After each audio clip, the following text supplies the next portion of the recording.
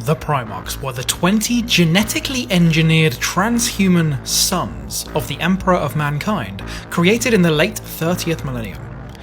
They were intended to be the immortal and superhuman generals and proconsuls who would command the Emperor's Great Crusade to reunite the scattered human race beneath his leadership.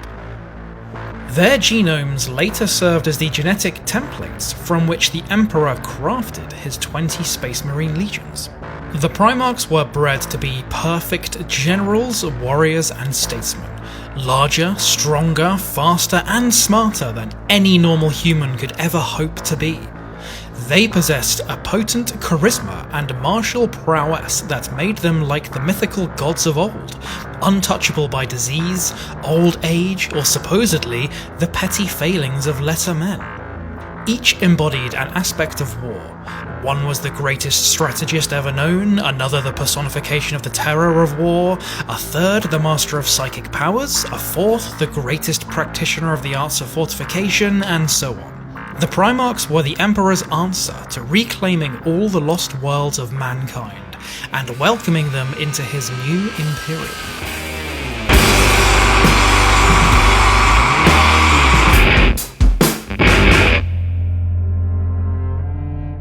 The Emperor intended to raise his sons to be the best military commanders and political leaders in human history.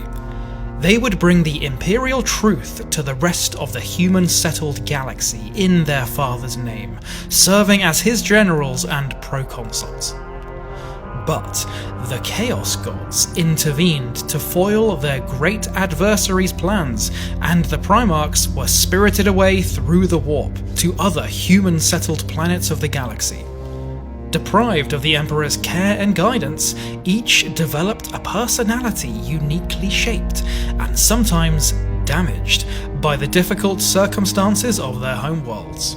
Yet, for all their gifts, the Primarchs were still only men, and in the end, their all-too-human flaws would become the primary obstacle to the realization of the Emperor's great dream for mankind. The Primarch Project. The massive scientific effort to create the Primarchs before the start of the Unification Wars in the 30th millennium was known as the Primarch Project. It is unknown exactly when the project began, but Perturabo would later estimate his own birth to be the year 792.M30, which gives an approximate date for the project's end, though he was referring to his arrival on Olympia. The means by which the Emperor crafted 20 individual superhuman genomes using his own arcane perpetual genetic code as the base, without resorting to the use of cloning, is unknown to present Imperial science. There was a two-stage process involved. First, the Emperor extracted a subset of his own DNA to act as the foundation for a pure, undifferentiated Primarch gene stock template. The pure Primarch gene stock was then further differentiated into the 20 separate genetic templates that would serve as the Emperor's individual Primarch's genomes. The data concerning the original engineering of the individual Primarch strands was later analysed by a Raven Guard apothecary and a Magos genitor of the Mechanicum during the Horus Heresy. They discovered that certain of the individual Primarch samples had gene sequences deliberately deleted from the base, pure Primarch genome, while other samples showed the addition of clearly non-human DNA. Intriguingly, the genome of the Primarch listed as Subject 6 had added canine-like DNA. Although it is not clear whether the sample numbers corresponded to the actual Primarchs of the Space Marine legions of the same number, this could explain the wolf-like affinity of Leman Russ and the unexpected feral mutation of many Space Wolves Astartes into the Wolfen. It is believed by modern Imperial scholars that there was more than just physical manipulation of the genetics involved in the creation of the Primarchs, and that the Emperor called upon many techniques of psychic sorcery derived from the warp to shape the extraordinary abilities and unnatural charisma of his transhuman gene sons. It is also now known that sometime during the Age of Technology, the man who would become the Emperor had travelled with several of his fellow Perpetuals, including Olivia Sarika, to the world of Molech, a night world only a few light years distant from Terra, in a one-way spacecraft. Sarika watched as the Emperor entered a secret warp gate present on Molech, where he bargained with the powers of the Immaterium to gain new abilities and knowledge, including, most likely, the techniques needed to create the Primarchs. Sarika was later tasked by the Emperor with remaining on Molech to guard the warp gate, and keep others from using it until his armies returned millennia later to conquer it for the nascent Imperium of Man during the early days of the Great Crusade. The Emperor's use of this knowledge meant that the Primarchs were intended to be spiritually as well as physically engineered, and may explain why they possessed so much personal magnetism and charisma beyond what even their enhanced genetics would predict. But such arcane techniques also meant that the Primarchs were unusually vulnerable to the effects of chaos, since their souls would shine so brightly in the Immaterium and draw the attention of demonic entities like moths to a candle flame. This is why the Emperor carefully inscribed arcane glyphs of protection on the Primarch's gestation capsules, and crafted the most powerful Geller field ever made around the Gene Vault deep beneath the Imperial Palace in the Himalazian mountains where they were created. Unfortunately, this protection proved insufficient, for the Chaos Gods learned of the Emperor's plans and the existence of the Primarch project. They decided they had no wish to see his attempt to weaken their power succeed by extending his new order of reason and scientific progress across the human-settled worlds of the galaxy. The scattering of the Primarchs. The Ruinous Powers of Chaos somehow spirited the Emperor's unborn superhuman children away through the warp in CA 792.M30 from the gene-laboratories of what would become the Imperial Dungeons of the Imperial Palace. A massive localised warp rift was created within the gene vaults of the palace, deep under the Himalazian mountains on Terra, where the Primarchs were gestating. The gestation capsules containing the Emperor's unborn sons were scattered through the warp to human colony planets long since lost to mankind during the Age of Strife.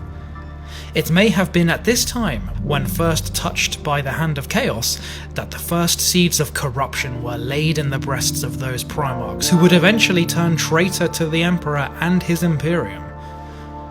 Whether the Emperor was able to effect this outcome is unsure, but every Primarch landed on ancient worlds of humanity, planets since long lost to the light of the greater universe beyond the stars.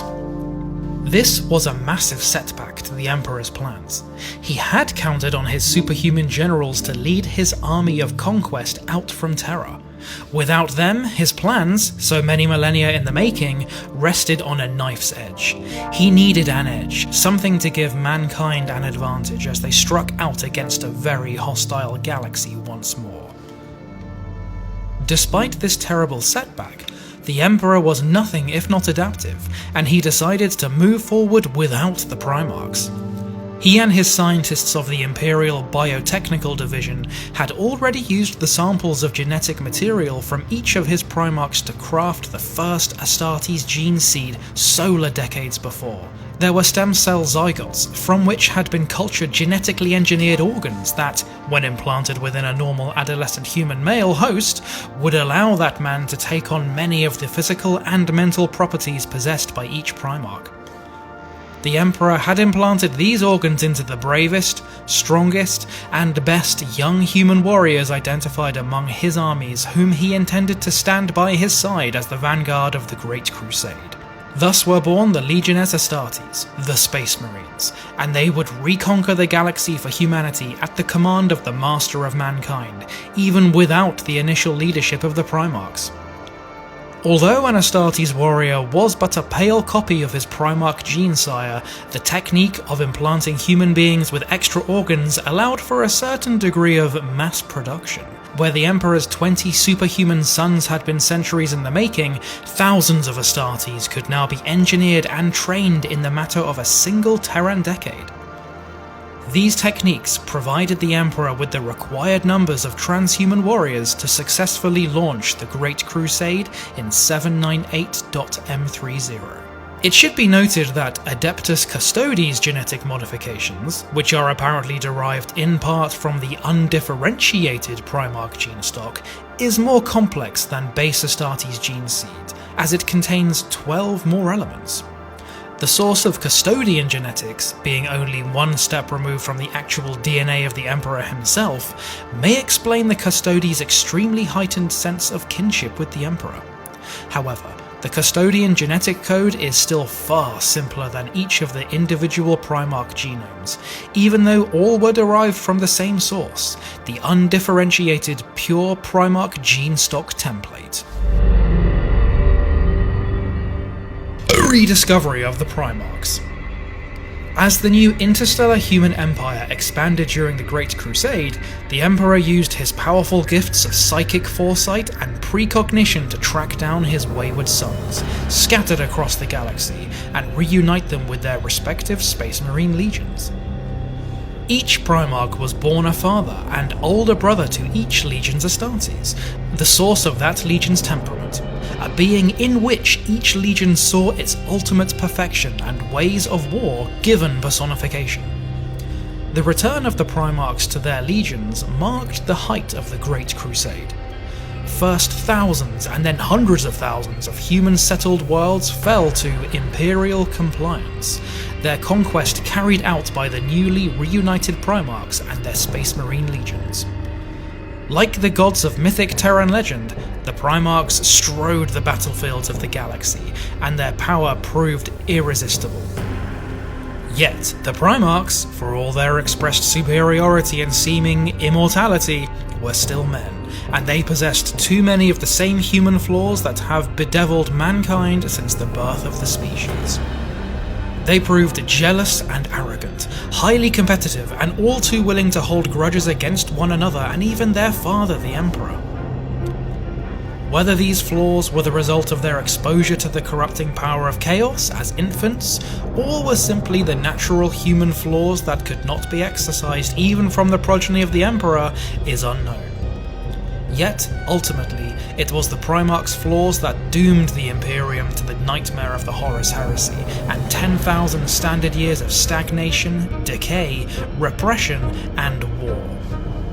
After the Primarch Angron's rediscovery, the Emperor noted that he had been altered by the cerebral cybernetic modifications known as the Butcher's Nails, that had been implanted in his mind by the gladiatorial lords of his homeworld of Lucaria. The great Mechanicum techno-archaeologist Arkan Land aided the Emperor in investigating the nature of this terrible technology intended to increase aggression and rage, which was slowly killing Angron.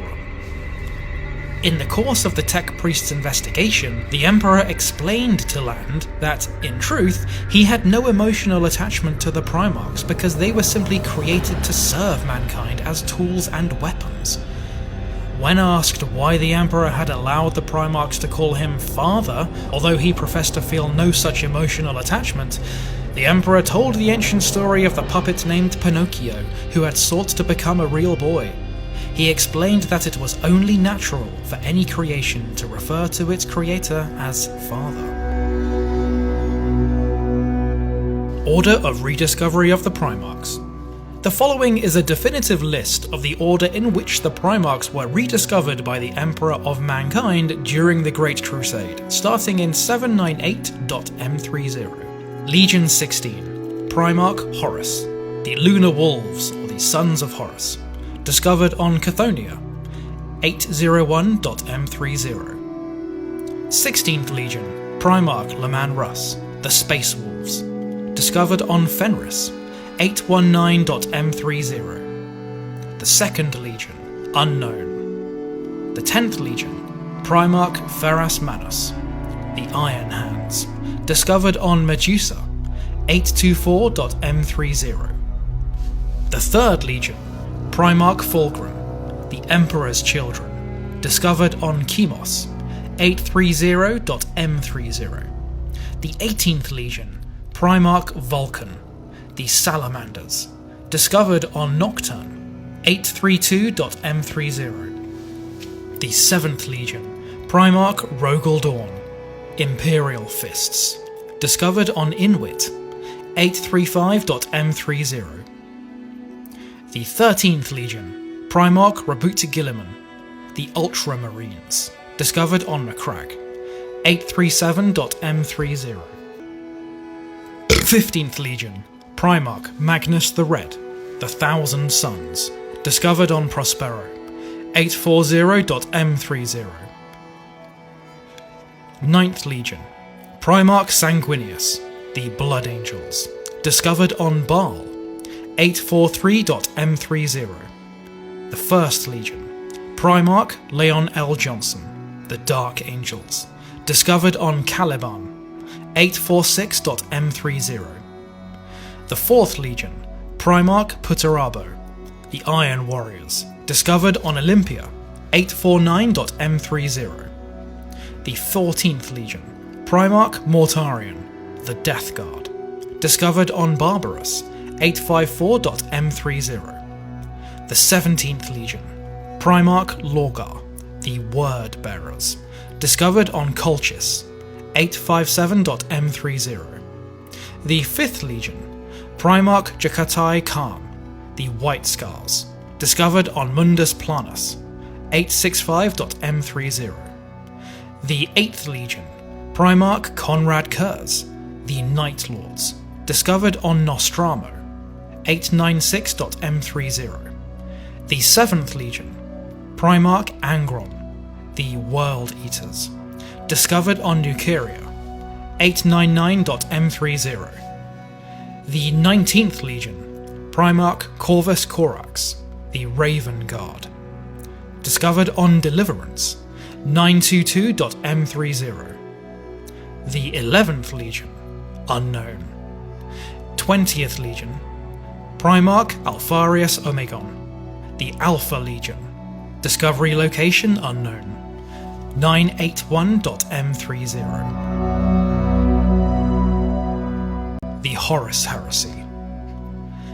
At the height of the Great Crusade, the Imperial Warmaster Horus fell to the temptations of chaos and convinced 8 of his fellow brother Primarchs to rebel against the Emperor and follow him in his attempt to supplant the Master of Mankind. During the Horus Heresy, brother fought brother as the fallen Primarchs led their traitor legions against their former comrades who remained loyal. Horus himself fought the Blood Angels Primarch Sanguinius and the Emperor during the final battle of the Great Interstellar War. At the height of the final confrontation, during the Siege of Terra, above the surface of Terra on Horus's own flagship, the Gloriana-class battleship Vengeful Spirit, the Emperor clashed with the Warmaster. The Emperor was reluctant to use his full psychic power against his most beloved son, and it was not until Horus had mortally crippled the Emperor and killed Sanguinius that the Emperor finally unleashed the full extent of his unimaginable psychic powers. He finally brought the Warmaster down and eradicated even his soul from the warp, so that the Ruinous Powers could not restore their puppet to some semblance of horrid life. Most of the remaining traitor legions fled into the Eye of Terra, following Horus's defeat, and their Primarchs would sell their souls to Chaos, becoming demon princes, each ruling a small Chaos empire within the corrupted realms of the Eye of Terra. Thank you so much for watching this video. If you liked it, give it a like and make sure you subscribe because I'm going to be releasing a brand new Warhammer 40k video every couple of weeks. My name is George, this is Jam Punch, and I will see you next time.